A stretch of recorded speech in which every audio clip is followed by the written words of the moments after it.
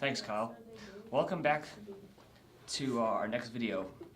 The next segment of our video series is going to be about how all the major impacts that the mining industry has done to the Navajo Reservation.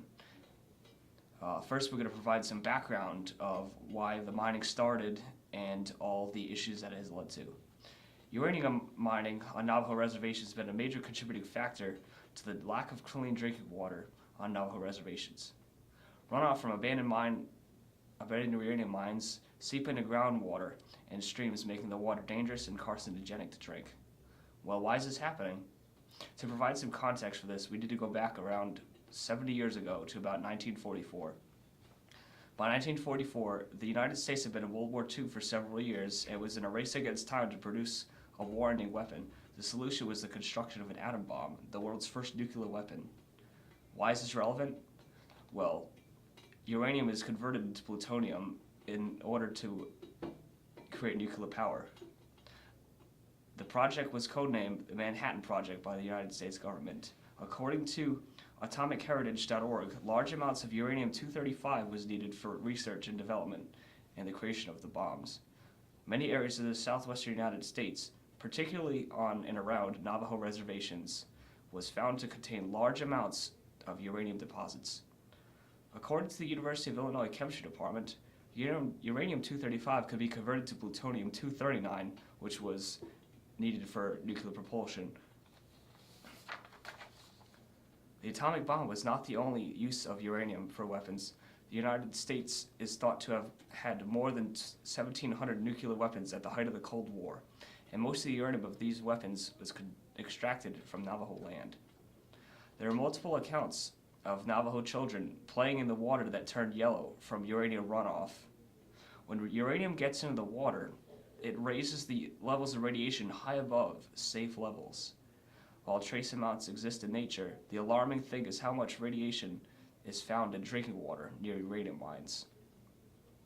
The EPA says that between 1944 and 1985, 30 million tons of uranium was extracted from mines on Navajo reservations.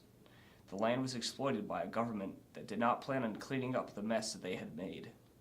Now abandoned mines are still polluting the water, and as a result, the surrounding populations as well.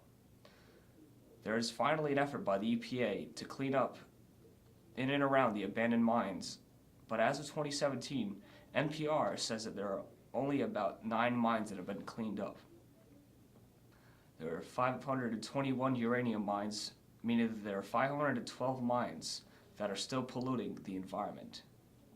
9 is hardly a dent. The longer it takes to clean this up, the more harmful it will be to residents of the reservations.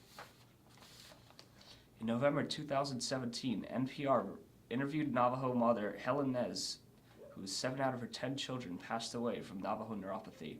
She told NPR that this is common in the Blue Tree Gap Tachi chapter in Arizona. The water that turned yellow from the uranium is known to be able to cause numerous health problems in people, especially children.